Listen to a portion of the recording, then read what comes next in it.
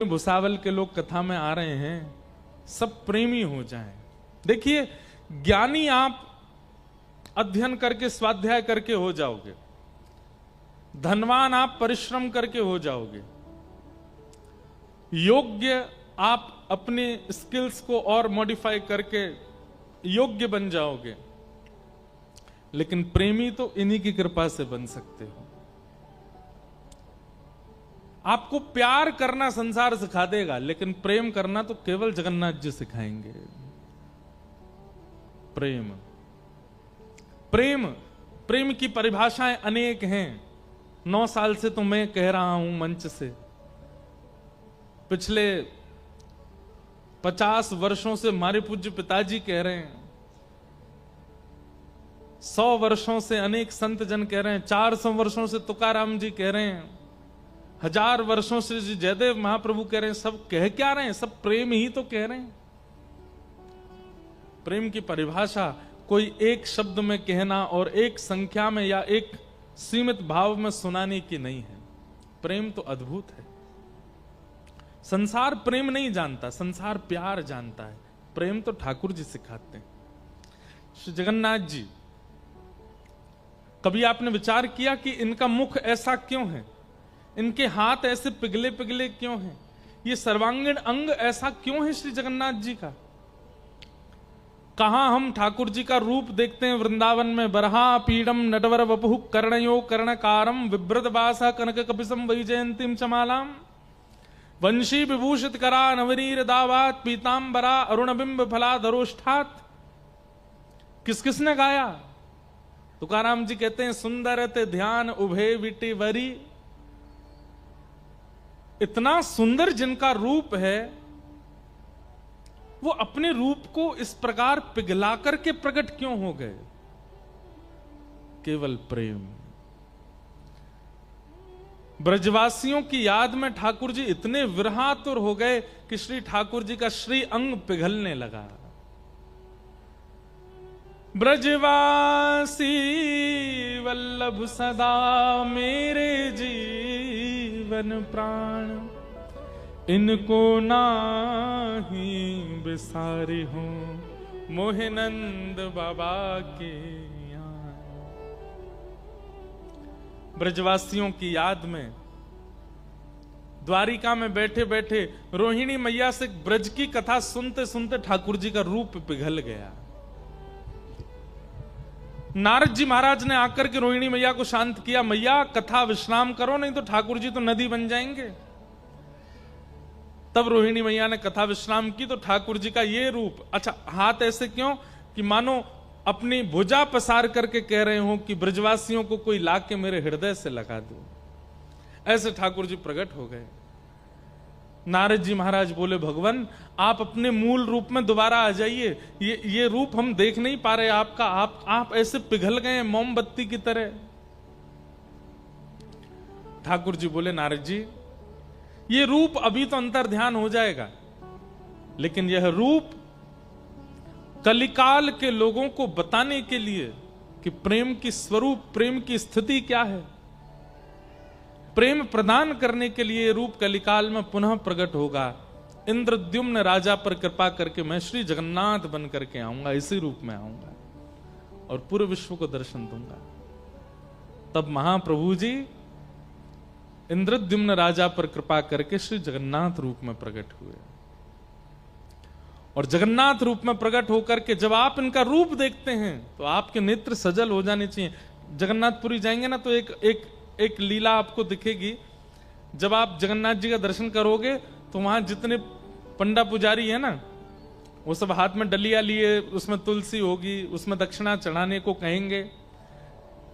कभी कभी वो क्या करेंगे, सफेद सफेद कपूर लेंगे, आपकी आंखों पे ऐसे लगा देंगे। कोई अगर समीप गया होगा, ये निश्चित हुआ होगा सबके साथ, ऐसे कपूर लगा देते हैं आंखों पर। क्यों? कि भैया ठाकुर जी को सूखे नेत्रों से मत देखो, भीगे नेत्रों से देखो। ये प्रेमावतार है श्री ठाकुर जी का, श्री जगन्नाथ। प्रेम विगलित हैं श्री ठाकुर जी, इनके लिए तो सजल नेत्र कर लो। अब हम लोग इतने कठोर हृदय के हैं कि देख करके तो हमारा नेत्र सजल होते नहीं, इसलिए जबरदस्ती कपूर लगाते हैं कि आपके नेत्र सजल हो जाए। और ठाकुर जी का प्रसादी कपूर होता है, वो प्रसाद भी है, और उसका दूसरा भाव कि सजल नेत्रों से देखो श्याम सुंदर को। बहुत भाव है। हम तो कई बार मन ऐसा आता है कि इन्हीं विषयों पे ही बोलते रहें, इन्हीं विषयों का भाव कहते रहें। ऐसे महाप्रभु श्री जगन्नाथ जी इस कथा के आयोजक बन के बैठे।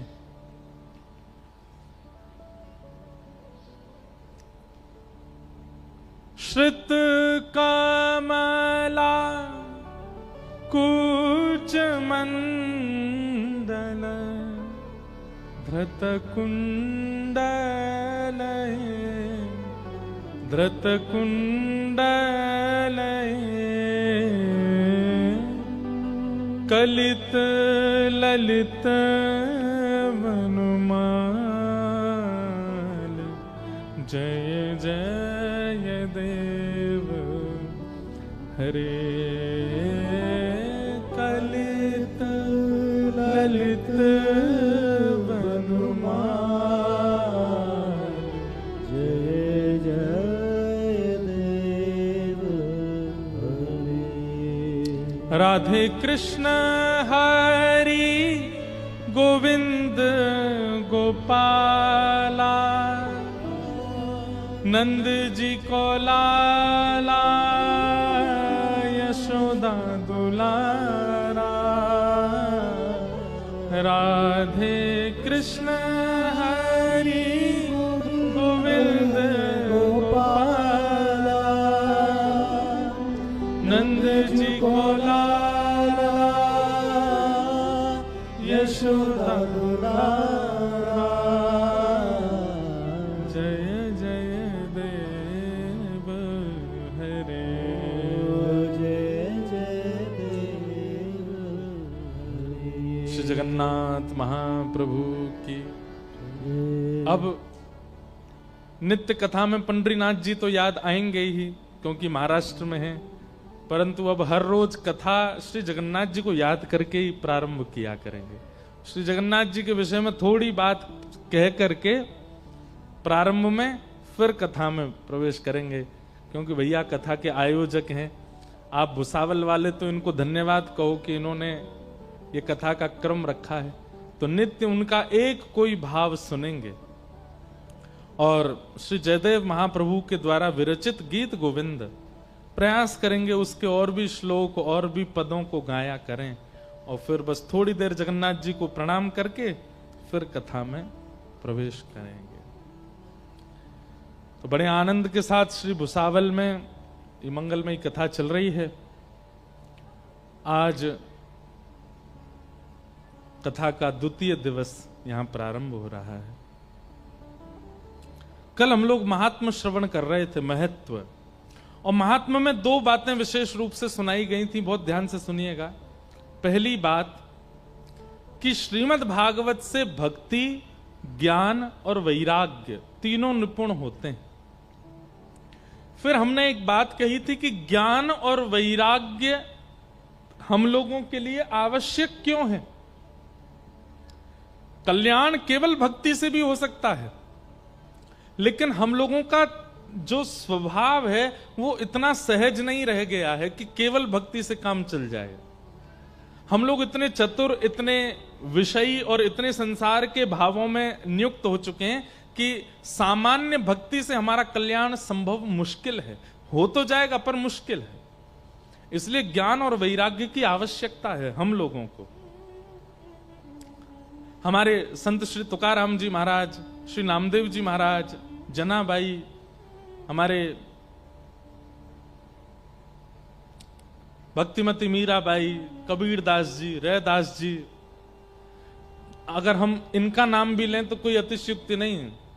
छत्रपति महाराज श्री शिवाजी महाराज, वह भी रणभूमि में तो क्रोध दिखाते ही थे, रणभूमि में युद्ध तो करते ही थे, रणभूमि में जाकर के उनका स्वरूप एक योद्धा का होता ही था।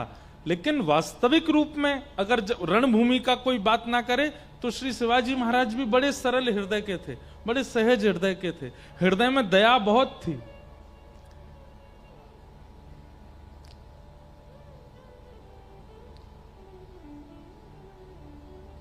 तुकाराम जी के सत्संग में जाते थे हमारे छत्रपति शिवाजी महाराज, और नियम बना लिया था कि कहीं भी श्री तुकाराम जी महाराज का सत्संग हो, उनके पास पूरी लिस्ट होती थी कहां कहां तुकाराम जी अपना भाव सुनाएंगे।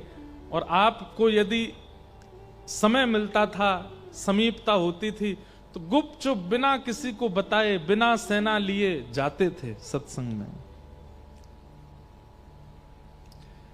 तो सरलता और सहजता, निष्कपटता यदि आपके चित्त में है तो केवल भक्ति, केवल नाम जप, केवल तिलक, केवल कंठीमाला, केवल कथा श्रवण, इन्हीं से आपका कल्याण संभव है। लेकिन हम सबके चित्त में चतुराई भी है, कपट भी है, छल भी है, ईर्ष्या भी है, राग भी है, द्वेष भी है। इसलिए हम लोगों का कल्याण केवल भक्ति से नहीं हो पाएगा। हमें ज्ञान और वैराग्य दोनों युक्त चाहिए।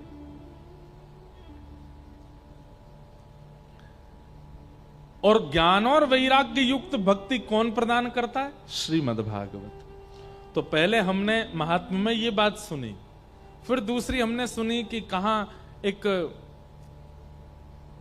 आत्मदेव नाम के ब्राह्मण की संतान नहीं थी, और जब पत्नी ने सहेली के बालक को ही गोद ले लिया और उसी बालक को अपना बता करके पति को दिया, उसका नाम रखा धुंधुकारी, जो कि बड़ा दुष्ट था।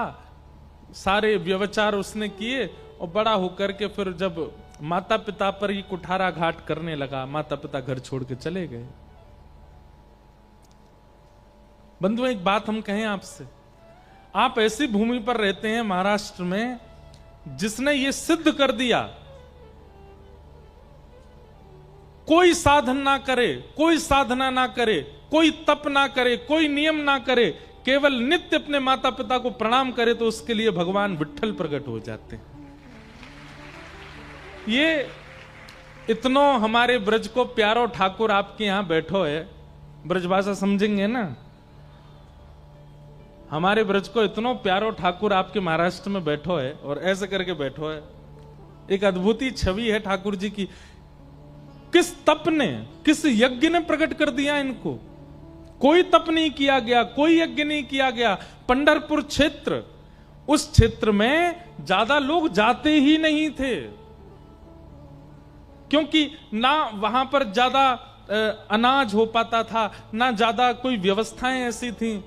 वर्षा का भी, ऋतु का भी बहुत विशेष वहां पर कोई व्यवस्था नहीं थी। कल हम लोग सुन रहे थे दामाजी पंत के समय, तो वहां पर कितनी भुखमरी हो गई थी।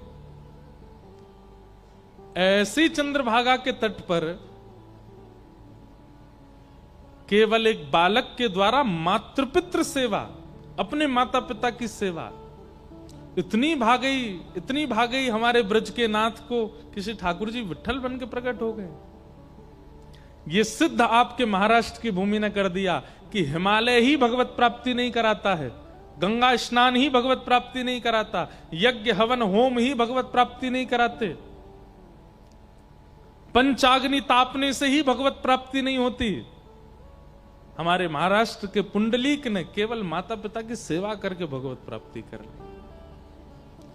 तो भैया, हमारी आजकल के बालकों से एक निवेदन है, जितने युवा यहां बैठे हैं और जो सुन रहे हैं, एक बार को एक माला कम हो जाएगी तो चलेगा, एक बार को तिलक यदि परिपूर्ण नहीं लगा तो भी चलेगा, एक बार को नगर में कथा हो रही है और एक दिन की छूट जाए तो चलेगा, लेकिन एक दिन भी माता पिता के चरण वंदन को मत छोड़िए। नित्य प्रणाम कीजिए, नित्य वंदना करो। माता पिता के चरण वंदन से ठाकुर जी प्रकट हो गए। अच्छा, इसमें एक बात और है, कई बालकों के मेरे पास में पर्चियां आती हैं, मंच पर भी कई बालक भेज देते हैं, महाराज जी हमारे पिताजी का ऐसा स्वभाव है, वो तो ऐसा खाते हैं, ऐसा पीते हैं, ऐसा व्यवहार करते हैं। माँ के लिए नहीं आता। माएँ होती नहीं ऐसी, पिता ही कभी कभी थोड़े से ऊधमी हो जाते हैं कई घरों में। तो हम उस पक्ष में पिताओं को तो अलग निर्देश देते हैं कि भाई पिता थोड़े से, एक बात सुनिएगा, पत्नी की दृष्टि में कभी आपकी इज्जत कम हो जाए चलेगा, माता पिता की दृष्टि में आपकी इज्जत कम हो जाए वह भी चलेगा, परिवार के लोगों में आपकी इज्जत कम हो जाए चलेगा, लेकिन बालकों की नजरों में अगर आपकी इज्जत कम होती है, यह आपका सबसे बड़ा दुर्भाग्य है कि आपसे जन्म लेने वाली आपकी संतान वो आपका सम्मान नहीं कर पा रही, क्योंकि आपका खान पान, व्यवहार, बोली चाली इतनी पवित्र नहीं है। तो इस पर ध्यान देना चाहिए एक पिता को, एक परिवार के सदस्य को, कि कम से कम बालकों के सामने तो हम ऐसा कुछ ना करें कि कल को बालक ये कहें कि भाई हम उनके पुत्र हैं। लेकिन बालकों को चाहिए, भले ही दोष हैं उनमें, आप फिर भी प्रणाम करो, आप फिर भी वंदन करो, फिर भी उनको भजो। कई बालक कहते हैं हमारी माँ के ऊपर उनका दुराचार रहता है, अत्याचार करते हैं, ऐसे भी कई पिता हैं दुर्भाग्यवश। ठाकुर जी से प्रार्थना करो, पीड़ा तो नहीं सहनी है, ना मां को सहने देनी है, लेकिन फिर भी ठाकुर जी से प्रार्थना करो कि हे ठाकुर जी, हम भले ही इनको छोड़ के जा रहे हैं, लेकिन आप कृपा करना कि ये मंगल हो जाए, इनका व्यवहार मंगल हो जाए। और इसमें प्रमाण केवल हमको श्री प्रहलाद जी याद आते हैं कि प्रहलाद जी ने अपने पिता का त्याग नहीं किया अंतिम समय तक।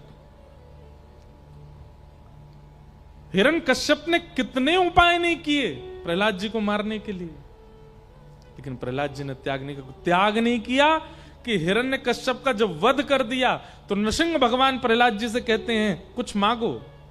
प्रहलाद जी कुछ नहीं मांगते। जब पूरी लीला समाप्त होने लगी, ठाकुर जी अपने धाम को जाने लगे, तब अंत में प्रहलाद जी कहते हैं भगवान एक बात मांगनी है। क्या? भले ही इनका खान पान शुद्ध नहीं था, भले ही इनकी विचारधारा शुद्ध नहीं थी, भले ही इनकी बोली शुद्ध नहीं थी, भले ही इनका आचरण शुद्ध नहीं था, पर ये मेरे पिता थे। अगर इन्होंने कृपा ना की होती तो मैं धरती पर नहीं आता नाथ। बस एक वरदान दे दीजिए जाते जाते, क्या? मेरे पिता को सदा अपने चरणों में वास दीजिएगा, इन पर आप कल्याण कीजिएगा, ये मेरे पिता हैं। और प्रहलाद जी ऐसा कह के रोने लगे अपने पिता के चरणों में प्रणाम करके कि मेरे पिता हैं। ये दृश्य देख के नृसिंह भगवान के नेत्र सजल हो गए कि पिता ने क्या नहीं किया प्रहलाद को मारने के लिए। पर्वत से फेंक दिया, विषैले सर्पों के बीच में डाल दिया, कठोर दांत वाले हाथियों के बीच में छोड़ दिया, भुआ के साथ चिता बनाकर के जलने को छोड़ दिया। इतने अत्याचार हम पे हो गए होते तो क्या करते हम?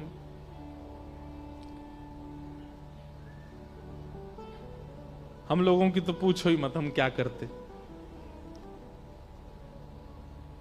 और आज के समय में अगर प्रहलाद जी होते तो कितने लोग प्रहलाद जी की एक नई पार्टी बना दी होती, प्रहलाद जी को ले जा करके और एक मोर्चा खड़ा कर दिया होता, लोग निकल करके आ जाते गलियों में, मोहल्लों में, और महाराज जय जयकार हो रही, नारेबाजी हो रही होती, प्रहलाद जी के पोस्टर लग जाते बड़े बड़े, बड़ी बड़ी पार्टी वाले आ जाते, हमारे यहां से इलेक्शन लड़ लो आप, इतने सारे आपके फॉलोअर। मोर्चा क्या है? बोले दुष्ट पिता मुक्त मोर्चा। हम लोग तो ऐसे वाले लोग हैं, लेकिन श्री प्रहलाद जी का ऐसा स्वभाव नहीं है ना। उस स्वभाव पर ठाकुर जी रीझ गए। बताओ, इतना कुछ सहने के बाद भी प्रहलाद के चित्त में कोई दोष नहीं आया। हमारी तो प्रार्थना है भैया, आप जिस भूमि पर रहते हैं यहां माता पिता की सेवा भगवत प्रकट करती है। बाकी काम बाद में कीजिएगा, नियम कीजिए, साधना कीजिए, जप कीजिए, नाम गाइए, कथा सुनिए, पर सबसे पहले दिन की शुरुआत माता पिता को प्रणाम करके कीजिए, उनको वंदन कीजिए। हमें कई माताएं पूछती हैं, कई लोग पूछते हैं, बालकों में भगवत भक्ति कैसे प्रारंभ से डाली जाए, अपनी सेवा कराओ। इसी से सीख जाएगा वो। माता पिता अपनी सेवा सिखाएं उसको। स्कूल जाना जरूरी है, पढ़ना जरूरी है, होमवर्क करना जरूरी है, लेकिन इन सब के साथ बालक को यह भी सिखाइए कि सुबह उठ करके बिस्तर से उतरते ही सबसे पहले माँ को प्रणाम करना है, फिर पिताजी को प्रणाम करना है, दादी को प्रणाम करना है, दादा को प्रणाम करना है, बड़े लोगों को प्रणाम करना, उसके बाद मुंह धोना है। बिना मुंह धोए सबको पहले प्रणाम करके आओ। छोटी अवस्था है बालक की, इसमें यही उसको सेवा सिखाइए। फिर स्नान ध्यान करके अपना बाल भोग करके स्कूल जाते हो, ट्यूशन जाते हो, कॉलेज जाते हो, घर से बाहर निकलना है तो सबको प्रणाम करके निकलना है, घर आना है तो सबको प्रणाम करना है। ये सिखाइए। आप केवल इतना ही सिखा दीजिए, हनुमान चालीसा छोड़ दीजिए, बाद में सिखाना। गीता के श्लोक मंत्र आदि सब बाद के लिए छोड़ो, पहले ये सिखाइए।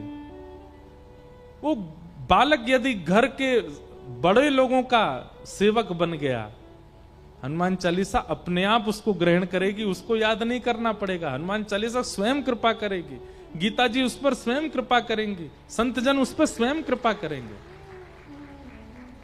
भाई मिट्टी में बीज बोया जाए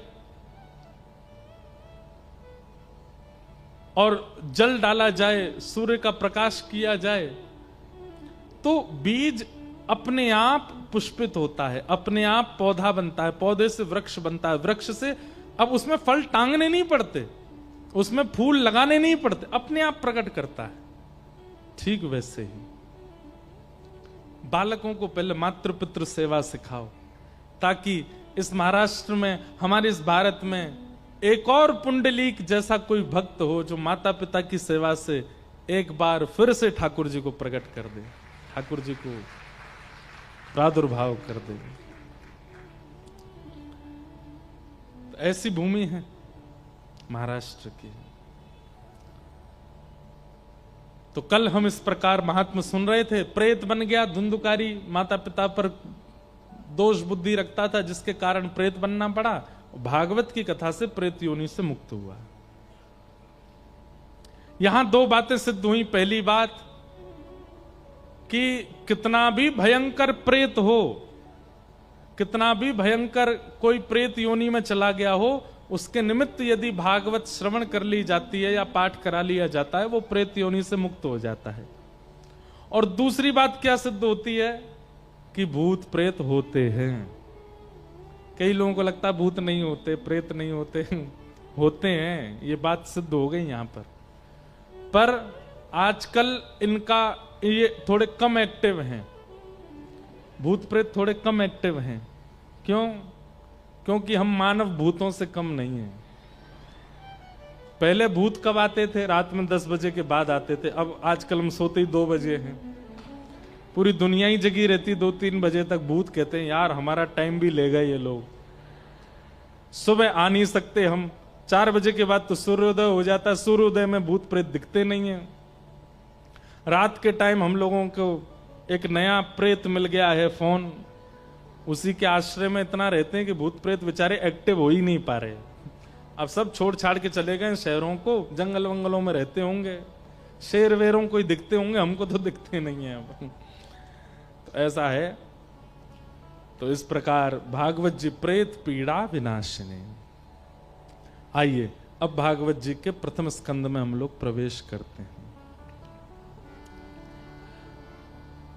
जन्माद्यस्य यतोऽन्वयादितरतः चार्थे स्वविज्ञस्वराट् तेने ब्रह्म हृदय आदि कवये मुह्यन्ति यत्सूरयः तेजो वारिमृदां यथा विनिमयो यत्र त्रिशर्गो मृषा धाम्ना स्वेन सदा निरस्तकुहकं सत्यं परम धीमहि। भागवत जी का पहला श्लोक। जो परमात्मा जन्म और मृत्यु के चक्र से परे हैं, बल्कि जिनके जिनके हाथ में जन्म मृत्यु का चक्र होता है। चार्थे स्वविज्ञ स्वराट, जो अविज्ञ हैं, अनविज्ञ नहीं है, सब जानते हैं, उनको सब पता है, उनसे कुछ छुपा नहीं है। तेने ब्रह्म हृदय आदि कवय मुह्यंति यत् सूरयः, जो आदि कवि ब्रह्मा आदि जैसे देवताओं को भी अपनी लीला पर मोहित कर लेते हैं, जिनके अधीन सब देवता रहते हैं। पृथ्वी जल अग्नि वायु आकाश, ये पंच तत्व जिनकी भ्रगुटी टेढ़ी करने पर लीला करती है। धामना स्वेन सदा निरस्त कुहकम सत्यम परम धीमहि। ऐसे परमात्मा इस अमृष दुनिया को, जो मिथ्या है, अपनी माया से सब लोगों को सत्य सी प्रतीत कराते हैं, ऐसे श्री कृष्ण को, ऐसे परम सत्य परमात्मा को हम बारंबार प्रणाम करते हैं। भगवान कौन है? एक बात हमारी बहुत ध्यान से सुनिए सब लोग। ठाकुर जी के प्रति आस्था होना, ठाकुर जी के प्रति श्रद्धा होना, समर्पण होना, ठाकुर जी के प्रति लगाव होना, ये सब बाद की बात। सबसे पहला ये विश्वास होना कि यही सत्य है, ये परम सत्य है। मैं एक बात कथा में कहता हूं, बहुत ध्यानपूर्वक सुनिएगा। हमारा और ठाकुर जी का एक खेल चल रहा है, एक गेम चल रहा है। कौन सा खेल? बचपन में एक खेल खेला था हम लोगों ने,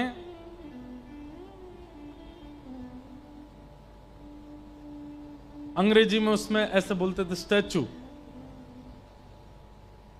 एक बालक कोई 10 तक गिनती गिनता था, 1 2 3 4 10 जैसे ही होते थे, और पीछे मुड़ के देखता तो 5-6 बालक जो हैं वो अलग अलग मुद्राएं धारण कर लेते थे। और फिर वो जो बालक गिनती गिन रहा था, उसका टास्क क्या होता है? जितने मूर्ति बन के खड़े हैं, इनको बिना छुए अपनी बातों से, अपनी क्रिया से, अपनी हरकतों से इनको हंसा के दिखाओ, इनको बुलवा के दिखाओ, इनके हाथ पर हिला के दिखाओ। और जो जो हिलता जाता था वो आउट होते जाते थे। एक बात कह दें, अन्यथा मत लीजिएगा,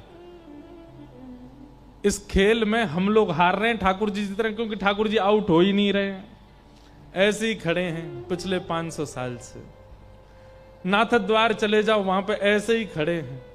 हम सबके घरों में ऐसे ही बैठे हैं, वृंदावन में ऐसे ही खड़े हैं।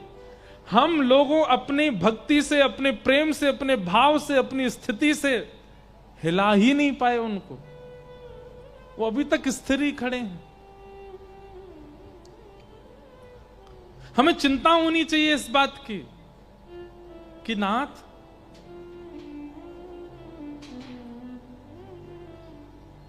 हमारा प्रेम ऐसा नहीं, हमारा भाव ऐसा नहीं कि आप थोड़े से मचल जाओ। ठाकुर जी जैसे वैसे ही रहते हैं, कभी कोई परिवर्तन उनमें नहीं दिखता। क्यों? क्योंकि हमारे विश्वास में कहीं ना कहीं अभी कमी है, हमारे प्रेम में कमी है, हमारी भावनाओं में, हमारी श्रद्धा में कमी है। हम लोग कहीं ना कहीं स्वार्थी बन जाते हैं, इसी कारण से वो केवल एक स्थिरता बनी रहती है। ठाकुर जी सचल नहीं होते।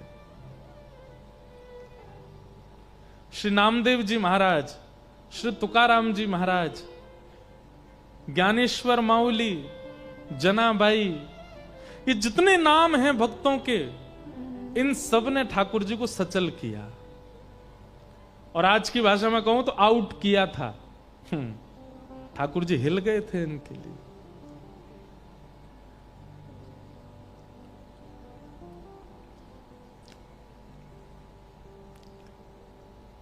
संत श्री तुकाराम जी महाराज, नामदेव जी महाराज, अद्भुत संत हुए महाराष्ट्र में। मुझे बहुत प्रिय है महाराष्ट्र के संत, मुझे सबसे ज्यादा भक्त मुझे प्रिय है महाराष्ट्र के।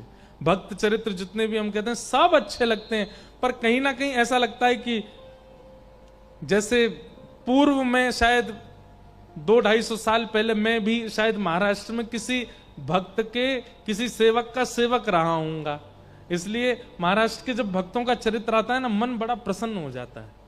हमको मराठी समझ नहीं आती, पर अभंग सुनना इतना अच्छा लगता है, ऐसा लगता है कि मानो कोई अपनों की बात कर रहा है।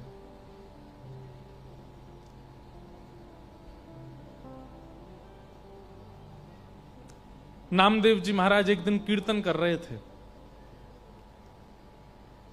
और मंदिर में विराजमान श्री पंडरीनाथ भगवान ठाड़े थे, सबको दर्शन दे रहे थे।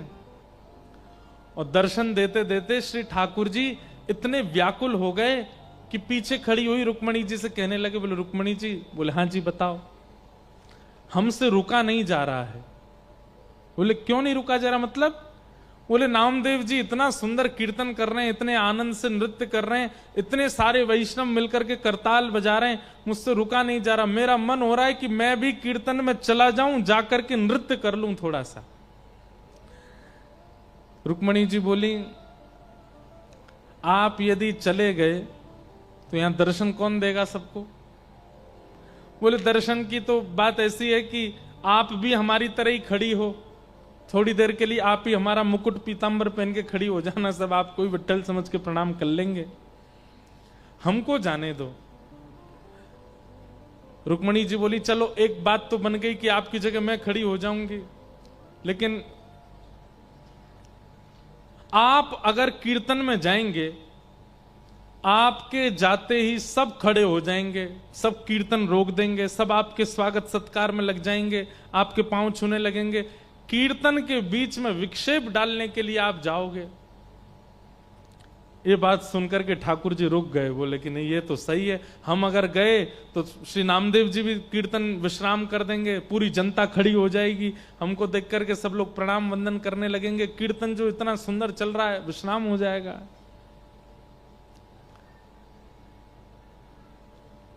रुक्मणी जी ने जैसे ही देखा कि श्री पंडरीनाथ भगवान थोड़े से मुख मुरझा गया कि कीर्तन में हम नहीं जा पा रहे। हम इस बात को इसलिए बता रहे हैं कि नामदेव जी के शब्द में इतना इतना प्रेम था कि मंदिर में बैठे ठाकुर जी व्याकुल हो रहे थे। नामदेव जी बुलाने नहीं गए, ठाकुर जी व्याकुल हो रहे हैं कि मुझे कीर्तन में जाना है। हम सामने खड़े होकर पुकारते हैं, ठाकुर जी को कोई फर्क नहीं पड़ता, यूं ही खड़े रहते हैं। लेकिन नामदेव दूर कहीं पंडाल में बैठ करके कीर्तन कर रहे हैं और ठाकुर जी मचल रहे हैं कि मुझे जाना है वहां पर।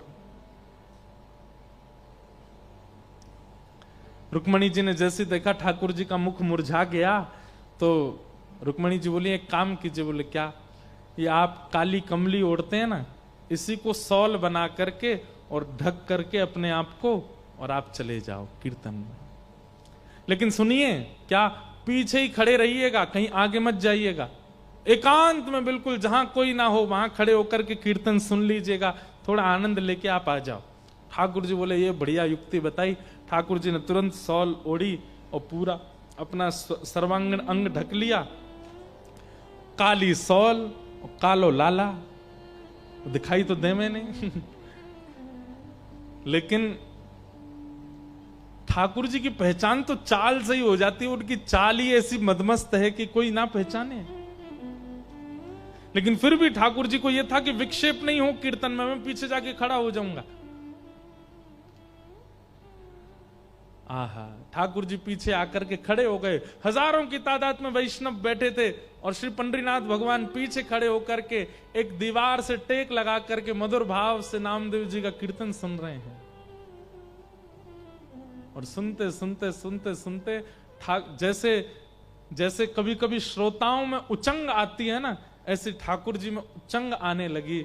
और जैसे ही कीर्तन की गति लय तेज हुई, थोड़ा कीर्तन की गति तीव्र होने लगी, श्री ठाकुर जी भूल गए कि मुझे सबसे छुपना है। वहीं कमर पर हाथ धर के उछल उछल करके कीर्तन करने लगे, नृत्य करने लगे। और नृत्य करते करते ठाकुर जी के नेत्र बंद हो गए। अब जैसे ठाकुर जी नृत्य करने लगे, धीमे धीमे जनता में प्रवेश करने लगे। अब पहले तो लोग उनको जगह नहीं दें अंदर आने की, लेकिन जैसे पीछे मुड़ करके देखें कौन है धक्का दे रहा है, पीछे देखें तो साक्षात पंडरीनाथ। और अपनी कमर पर हाथ धर करके मधुर भाव से नृत्य कर रहे हैं।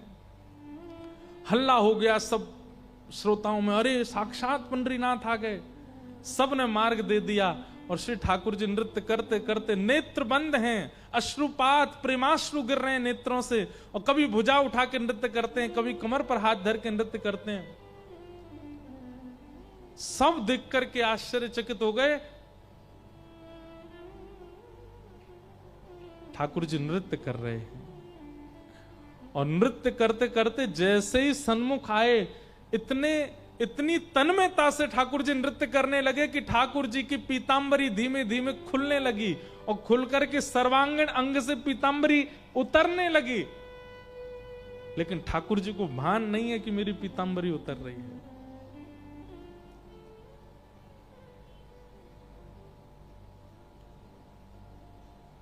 आहा, उस छवि को देख करके जितने वैष्णव थे सब आनंदित हो गए, सबके नेत्र सजल हो गए।